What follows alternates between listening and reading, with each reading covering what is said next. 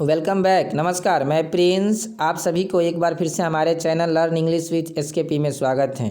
My dear, आज की इस क्लास में हम अंग्रेजी ग्रामर का एक मोस्ट इम्पॉर्टेंट टॉपिक नरेशन को डील करेंगे। जैसा कि हमारे ढेर सारे बच्चों का कमेंट था कि सर नरेशन के ऊपर वीडियो बनाइए।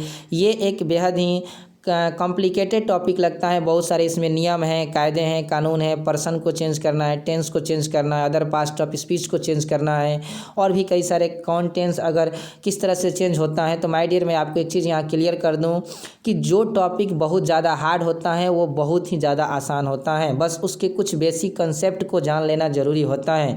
माय डियर, जैसा कि इससे पहले हमारे बच्चों ने कमेंट किया कि सर हमें हिंदी ग्रामर में समास समझ में नहीं आता है, संधि समझ में नहीं आता है। मैंने अपने वीडियो के माध्यम से इसको कुछ ही मिनटों के अंदर समझाने का प्रयास किया। और सबसे एक इम्पोर्टेंट टॉपिक मैं आपको बताऊं जो अभी हमारे चैनल पर उपलब्ध है कि मैंने कुछ वर्णों के उच्चारण स्थान, जो हिंदी में क का उच्चारण स्थान क्या होता है, ख का उच्चारण स्थान क्या होता है, प फ ब म का उच्चारण स्थान क्या होता है, इस पर भी मैंने एक वीडियो बनाया। विद इन कुछ सेकंड के अंदर मैंने बताने का प्रयास किया है कि किस वर्ण का उच्चारण स्थान क्या है। महज एक छोटी सी ट्रिक के माध्यम से क त म द अ। अगर आप हमारे उस वीडियो को नहीं देखे हैं तो जाकर के हमारे प्लेलिस्ट को चेक करें और देखने का प्रयास करें। माय डियर, एक बात और यहाँ मैं आपको क्लियर कर दूँ कि जो टॉपिक ज़्यादा भारी होता है, आपको लगता है कि उसमें बहुत सारे नियम हैं, कायदे हैं, कानून हैं, वो बेहद ही आसान होता है। तो आइए नरेशन को समझते हैं। यहाँ कुछ थोड़ी बहुत बेसिक बातों को जानते हुए आज मैं आपसे वादा करता हूँ कि आपको आज के बाद नरेशन सीखने की ज़रूरत नहीं पड़ेगी और कभी भूलेंगे नहीं। ये मेरा आज आपके साथ वादा है, क्योंकि यूट्यूब पर अनेकों वीडियो उपलब्ध हैं, बट कैसे एक आसान भाषा में किसी चीज़ को अपने लोकल लैंग्वेज में समझ लेना और जान लेना, ये सबसे ज़रूरी बात होती है। नियम के लिए तो कॉपी भर जाएंगे, आपको बहुत सारे नियम हैं, कायदे हैं, कानून हैं, बस आसान भाषा में कैसे समझे। तो माय डियर, मैं एक छोटा सा प्रयास करूंगा आपको कि आज के बाद आप ये ना कहें कि नरेशन हमें समझ में नहीं आता है। माय डियर, सबसे पहले ये समझिए कि ये जो नरेशन आप देख रहे हैं, तो नरेशन शब्द की उत्पत्ति नरेट से हुई है। और नरेट एक प्रकार का पीवी होता है, प्रिंसिपल वर्ब होता है, जिसका मतलब होता है टू स्टेट या टू एक्सप्रेस, कहना या अभिव्यक्त करना। और यही नरेट जब नाउन बनता है तो बन जाता है नरेशन, जो नाउन की तरह काम करता है। इसका मतलब होता है स्टेटमेंट या एक्सप्रेशन। थोड़ा सा एक लाइन का एक डिफिनेशन समझ लेते हैं। टू से समथिंग डायरेक्टली और indirectly is called narration. My dear, किसी भी बात को डायरेक्ट रूप से, प्रत्यक्ष और इनडायरेक्ट, अप्रत्यक्ष रूप से कहना ही नरेशन कहलाता है। माय डियर, इससे आसान आपको डिफिनेशन नहीं मिलेगा। टू से समथिंग डायरेक्टली और इनडायरेक्टली इज कॉल्ड नरेशन। आपको यहाँ से आसानी से याद रह सकता है। अगर नहीं भी रहता है तो फिर भी आप कॉपी को और कलम को निकालें और इसको लिखने का प्रयास करें। आगे देखते हैं। My dear, in order to change from direct to indirect narration basically there are two rules, general rule and special rules. My dear, बस ओनली दो रूल हैं। In order to change, in order to एक प्रकार का phrase होता है जिसका मतलब होता है के वास्ते। इन ऑर्डर टू यानी कि चेंज करने के वास्ते डायरेक्ट टू इनडायरेक्ट नरेशन को बेसिकली, बुनियादी रूप से, मुख्य रूप से देयर आर टू रूल्स। बस दो रूल को याद करेंगे, हम समझेंगे और नरेशन हमारे लिए एकदम आज से आसान हो जाएगा, मैं आपसे वादा करता हूँ। फर्स्ट रूल क्या है तो जनरल रूल, और सेकंड क्या है स्पेशल रूल। माय डियर, नीचे और देखेंगे। General rule are use in all type of sentences. General rule का जो प्रयोग होता है वो सभी प्रकार के सेंटेंस में प्रयोग होता है। वेयर एज, वेयर एज भी एक प्रकार का फ्रेज होता है, जहाँ की special rule are used in special type of sentences. वहीं पर स्पेशल रूल का जो प्रयोग होता है वो कुछ स्पेशल टाइप के सेंटेंस में होता है। तो बस यही दो रूल को हम समझेंगे और आज नरेशन को समझेंगे। और ये हमारी पहली वीडियो होगी, क्योंकि ये टॉपिक थोड़ा बड़ा है। इसके बाद हम नरेशन पार्ट 2, 3 करके वीडियो अपलोड कर देंगे। हमारे अपकमिंग वीडियो को देखने के लिए आप हमारे चैनल को सब्सक्राइब करना ना भूलें, और प्लस में वहाँ पर बेल आइकन को भी दबा दें, क्योंकि हमारा नोटिफिकेशन सबसे पहले आपको प्राप्त हो। तो आगे की स्लाइड में देखेंगे माय डियर। सबसे पहले एक चीज़ को जानेंगे, रिपोर्टिंग स्पीच। कि नरेशन में रिपोर्टिंग स्पीच क्या होता है। बहुत आसान बात है माय डियर। रिपोर्टिंग, आईएनजी लगा है, आने वाला आईएनजी, यानी कि डायरेक्ट स्पीच का वह भाग जो इन्वर्टेड कमा के बाहर रहता है, रिपोर्टिंग स्पीच कहलाता है। माय डियर, जो डायरेक्ट स्पीच आपको दिया रहता है और इनडायरेक्ट में उसको चेंज करना रहता है। जैसे यहाँ देखिए, मोहन सेड टू राम, मोहन ने राम से कहा आई एम योर फ्रेंड, मैं तुम्हारा दोस्त हूँ। तो इसमें दो सेंटेंस है, मोहन ने राम से कहा और मैं तुम्हारा दोस्त हूँ। तो एक सेंटेंस इन्वर्टेड कमा के बाहर, जैसे ये वाला सेंटेंस देख रहे हैं आप, मोहन सेड टू राम, ये इन्वर्टेड कमा के बाहर है, और आई एम योर फ्रेंड ये इन्वर्टेड कमा के अंदर है। यह हमेशा नरेशन में दिया रहता है, एक इन्वर्टेड कमा के अंदर और एक इन्वर्टेड कमा के बाहर। तो माय डियर याद करने का प्रयास कीजिए, इन्वर्टेड कमा के जो बाहर रहता है वाक्य उसको हम कहते हैं reporting speech, I N G reporting speech कहते हैं। जैसे यहाँ देखिए he said I am hungry. अब आप बताइए, बिल्कुल आपने सही सोचा होगा, यहाँ पर जो ही सेड लिखा हुआ है यही है रिपोर्टिंग स्पीच, यानी कि इन्वर्टेड कमा के बाहर का भाग, डायरेक्ट स्पीच में इन्वर्टेड कमा के बाहर का भाग को हम क्या कहते हैं, रिपोर्टिंग स्पीच कहते हैं। माय डियर एक बात को और यहीं समझेंगे, जैसे कि आप देख रहे हैं रिपोर्टेड स्पीच, उसमें आईएनजी लगा था, रिपोर्टिंग इसमें ईडी लग गया, रिपोर्टेड स्पीच कुछ नहीं है, डायरेक्ट स्पीच का वह भाग जो इन्वर्टेड कमा के अंदर रहता है, भीतर रहता है, उसे रिपोर्टेड स्पीच कहते हैं। सेम उसी तरह का है Mohan said to Ram I am your friend. तो यहाँ पर क्या होगा, आपने बिल्कुल सही सोचा होगा, आई होप, कि जो इन्वर्टेड कमा के अंदर है आई एम योर फ्रेंड, ये क्या है, रिपोर्टेड स्पीच। इसमें क्या है, आई एम हंग्री जो देख रहे हैं वो क्या है, रिपोर्टेड स्पीच। तो माय डियर इन दोनों चीज़ों का आप हमेशा ख्याल रखिए, एक जैसे फिर मैं दिखाऊंगा आपको रिपोर्टिंग स्पीच और एक रिपोर्टेड स्पीच।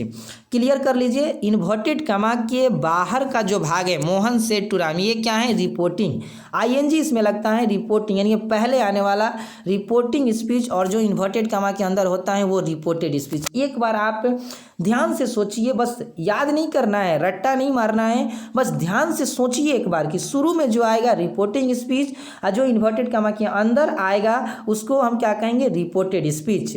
माय डियर यहाँ से ये दो चीज़ें क्लियर हुई, रिपोर्टिंग स्पीच और रिपोर्टेड स्पीच। आगे नेक्स्ट स्लाइड में बस कुछ चीज़ों को और देखेंगे। अब लिखा हुआ है कि general rule are divided into 3 parts. General rule को बस हम 3 भागों में डिवाइड करते हैं और नरेशन को चेंज कर देते हैं। यहाँ से बेहद ही आसान हो जाएगा आपके लिए नरेशन कि जनरल रूल, क्योंकि चूंकि जनरल रूल मैंने पहले ही बताया था स्लाइड में कि general rule are use in all type of sentences. General rule का प्रयोग सभी प्रकार के सेंटेंस में करते हैं। और ये जो जनरल रूल आप देख रहे हैं माय डियर, ये कितने भागों में डिवाइड होता है, तो general rules are divided into 3 parts. पहला आप देख रहे हैं चेंज ऑफ पर्सन, यानी कि पर्सन को चेंज करना। माय डियर पर्सन समझते होंगे आप, 3 प्रकार के पर्सन होते हैं, first person, second person, third person. मैं बोल रहा हूँ तो मैं फर्स्ट पर्सन, अगर आप सुन रहे हैं तो सेकंड पर्सन, और जिस चीज़ के बारे में बात की जा रही है वो थर्ड पर्सन। दूसरा चेंज ऑफ टेंस, टेंस को कैसे चेंज करेंगे, और तीसरा change of other parts of speech. My dear बस यही 3 रूल हैं जो इसकी बैकबोन की तरह काम करते हैं। इसको हमेशा याद रखिए कि नरेशन को चेंज करने के लिए जनरल रूल से हम 3 प्रकार के रूल को यूज करते हैं। पहला चेंज ऑफ पर्सन, पर्सन को चेंज करना नहीं भूलना है। चेंज ऑफ टेंस, टेंस को चेंज कैसे करेंगे, और change of other parts of speech, other parts of speech को कैसे चेंज करेंगे। आई होप आप इसको लिखिए, कॉपी और पेन को निकालिए। आपको आज में कुछ मिनटों के अंदर नरेशन समझाने का वादा करता हूँ। नरेशन आपको हर हाल में समझ में आएगा। आज के बाद आप नहीं कहिएगा कि यह हार्ड टॉपिक है, समझ में नहीं आया। तो माय डियर यहीं से याद कीजिए, जनरल रूल को चेंज करने के लिए 3 नियम हैं। चेंज ऑफ पर्सन, पर्सन को चेंज करना, चेंज ऑफ टेंस, टेंस को चेंज करना, change of other parts of speech, other parts of speech को चेंज करना। आइए देखते हैं कैसे कैसे चेंज करते हैं। माय डियर देखिए, चेंज ऑफ पर्सन जैसा कि आप देख रहे हैं, इसके लिए मैंने एक चार्ट बनाया है। देखिए पर्सन में और first person, second person, third person. जैसे कि पर्सन में नॉमिनेटिव केस, नॉमिनेटिव केस जैसे कि सब्जेक्ट वाला, ऑब्जेक्टिव केस और जेनेटिव केस, ये 3 प्रकार के केस आते हैं। फर्स्ट पर्सन कौन कौन होते हैं, आई और वी। सेकंड पर्सन क्या होता है, यू। और थर्ड पर्सन क्या होता है, ही, सी, इट और दे। माय डियर यहाँ से आप इसको लिखिए और याद करने का प्रयास कीजिए। ऑब्जेक्टिव केस में फर्स्ट पर्सन में क्या होता है, मी और अस। आई का मी बन जाता है, वी का अस बन जाता है। सेकंड पर्सन में क्या होता है, यू। और थर्ड पर्सन में क्या होता है, हिम, हर, इट और देम। तो हिम होता है, हर होता है, ईट होता है और देम होता है थर्ड पर्सन में। उसी तरह जेनेटिव केस में क्या होता है, माई, माइन, आवर और yours first person. Second person your और yours. Third person his, her, hers, its, their और देयर्स। तो इस प्रकार से आप इस चार्ट को याद रख सकते हैं। फर्स्ट पर्सन में कौन कौन आता है, सेकंड पर्सन में, थर्ड पर्सन। बस इसको आसानी से, अब देखिए मैं आपको आसान भाषा बताता हूँ, एकदम लोकल लैंग्वेज बताता हूँ जो बोलता है। जैसे मैं और हम, अगर मैं बोल रहा हूँ और हम लोग बोल रहे हैं हैं तो फर्स्ट पर्सन, आप सुन रहे हैं यू तो सेकंड पर्सन, और ही वह सी वह इट वे यह या वह दे वे लोग के बारे में बात की जा रही है तो थर्ड पर्सन। उसी तरह मी, आई का मी चेंज हो जाता है, वी का अस चेंज होता है, यू का तो यू ही रह जाता है, ही का ऑब्जेक्टिव केस में हिम हो जाता है, सी का हर हो जाता है, इट का इट ही रहता है, दे का देम हो जाता है। उसी तरह जेनेटिव केस में क्या होता है कि आई का माई माइन हो जाता है, दोज होता है, वी का आवर और आवर्स हो जाता है, यू का सेकेंड पर्सन में योर और योर्स हो जाता है। उसी तरह थर्ड पर्सन में ही का जेनेटिव केस हीज हो जाता है, हर होता है, सी का क्या होता है तो हर्ष हो जाता है, इट का इट्स हो जाता है, और दे का देयर और दियर्स होता है। तो माय डियर, मेरा मानना है कि आपको अब ये चार्ट समझ में आ गई होगी। नहीं समझ में आए तो फिर से एक बार इसको सुनने का प्रयास कीजिए और लिखने का प्रयास कीजिए। आप चाहे तो किसी ग्रामर बुक का रेफरेंस भी ले सकते हैं। नहीं समझ में आए तो आप हमारे व्हाट्सएप नंबर पे कांटेक्ट कर सकते हैं, आप हमसे फ़ोन नंबर से जुड़ सकते हैं। मैं आपको हर हाल में अंग्रेजी सिखाने का प्रयास करूँगा, क्योंकि अंग्रेजी को लेकर के जो हम लोग पिछड़ जाते हैं, खास करके मैं, हम और आप, हम बिहारी लोग जो पिछड़ जाते हैं, उसको लेकर के हमें बेहद दुख होता है, किसी को दुख होता है कि हम आखिर अंग्रेजी को क्यों नहीं सीख पाते हैं। और अंग्रेजी को लेकर आए दिन हम इंटरव्यू जब फेस करते हैं, कोई भी चीज़ें फेस करते हैं तो हम पिछड़ जाते हैं। यकीन मानिए कि हमारे पास लाख नॉलेज होता है, हम बहुत ज़्यादा मेहनत करते हैं, रात रात भर मेहनत करते हैं, पर थोड़ी सी अंग्रेजी को लेकर के हम पिछड़ जाते हैं। ये एक सच्चाई है माय डियर। तो आइए आगे की स्लाइड में कुछ और चीज़ों को समझने का प्रयास करते हैं। जैसा कि लिखा हुआ है, for the change of person our grammarians have adopt a very popular formula which is called the SON formula. यानी कि पर्सन को चेंज करने के लिए, पर्सन किस प्रकार से चेंज होगा, क्योंकि पहला हमारा नियम कहता था चेंज ऑफ पर्सन। जो हमारे ग्रामेरियंस हैं, यानी कि जो हमारे ग्रामर के व्याख्याता हैं, उन्होंने एक बहुत ही पॉपुलर फार्मूला को एडॉप्ट किया। वो कौन सा फार्मूला है तो सन फार्मूला, सन बटा 123 का फार्मूला, SON और 1 2 3।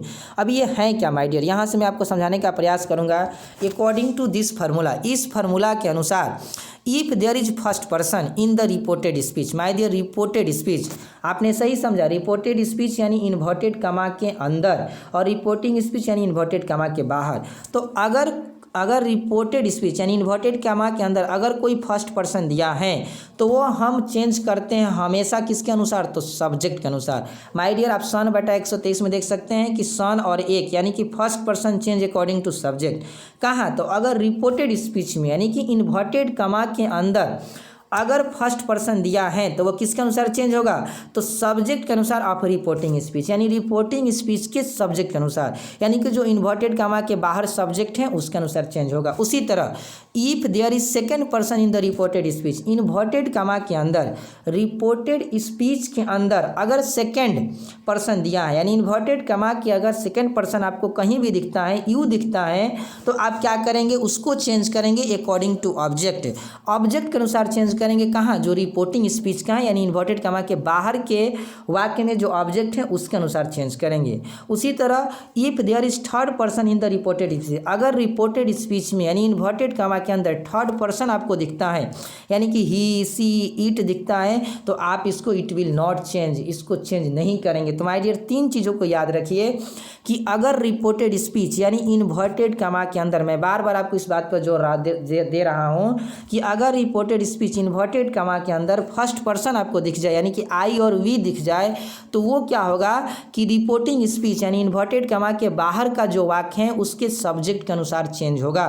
माय डियर, जो बाहर में सब्जेक्ट दिख रहा है, इन्वर्टेड कमा के बाहर के जो वाक्य में सब्जेक्ट दिख रहा है, जैसे Mohan said to Ram, Ram said to Sita, तो वो राम के अनुसार चेंज होगा, मोहन के अनुसार चेंज होगा। अगर सेकेंड पर्सन दिखता है रिपोर्टेड स्पीच के अंदर तो वो क्या होगा कि रिपोर्टिंग स्पीच के ऑब्जेक्ट के अनुसार चेंज होगा, जैसे कि मोहन सेड टू राम, तो इसमें ऑब्जेक्ट कौन है राम, तो राम के अनुसार चेंज होगा। माय डियर, आगे हम स्लाइड में दिखा रहे हैं इसको, आप इसको लिखिए और लिख करके याद करने का प्रयास कीजिए।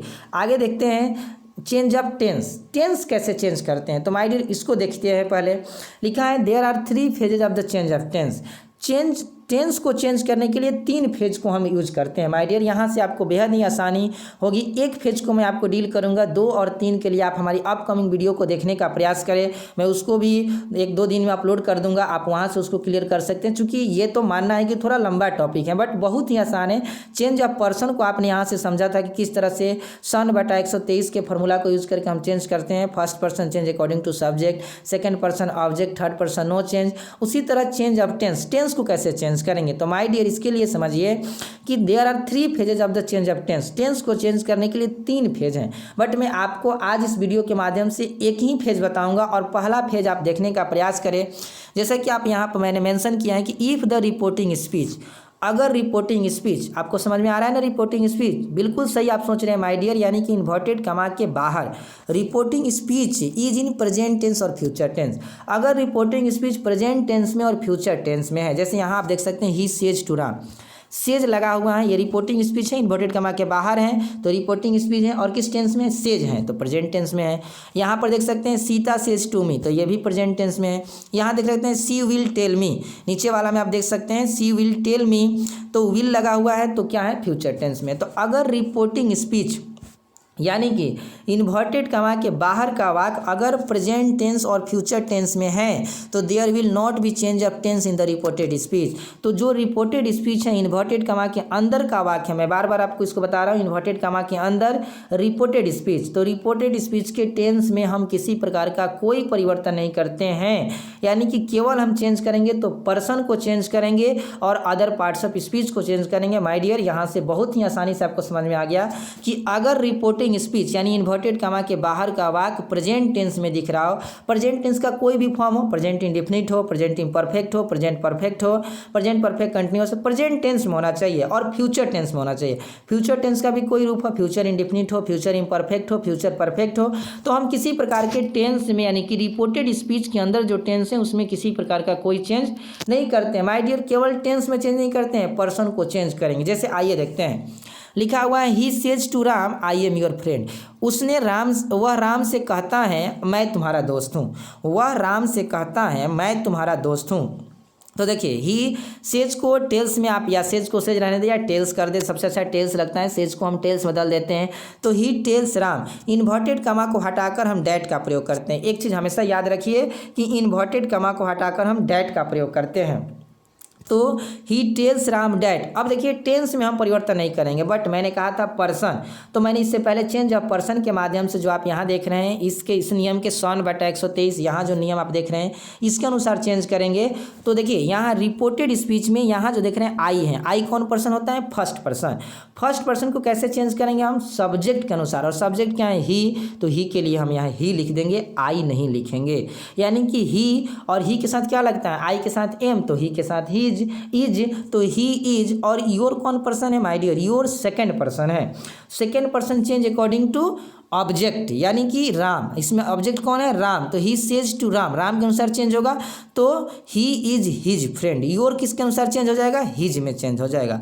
अब माय डियर अगर ऐसे भी नहीं समझ में आ रहा है तो एक मैं आपको बहुत अच्छा ट्रिक बता रहा हूँ, आप इसका हिंदी निकालने का प्रयास करें।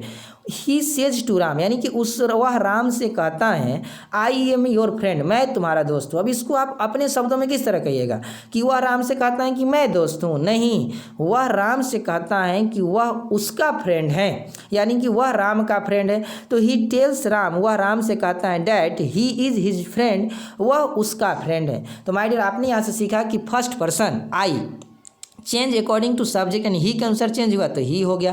टेंस को हमको चेंज ही नहीं करना है, इज आर एम में है तो इज आर एम में लिख देंगे, तो ही इज, और योर जो है सेकंड पर्सन उसको चेंज करेंगे ऑब्जेक्ट के अनुसार, राम के अनुसार, तो हीज हो गया। एक चीज़ और देखते हैं, अगला कुछ देखते हैं, Sita says to me, Sita मुझसे कहती हैं आई एम योर फ्रेंड, फिर उसी तरह का चेंज करेंगे, तो सीता टेल्स मी, टेल्स लगा देंगे और इन्वर्टेड कमा को हटाकर किस चीज़ का प्रयोग करेंगे माय डियर, डैट का प्रयोग करेंगे, और फिर यहाँ आई आ गया। देखिए तो आई क्या है, first person change according to subject, अब सब्जेक्ट क्या है, सीता।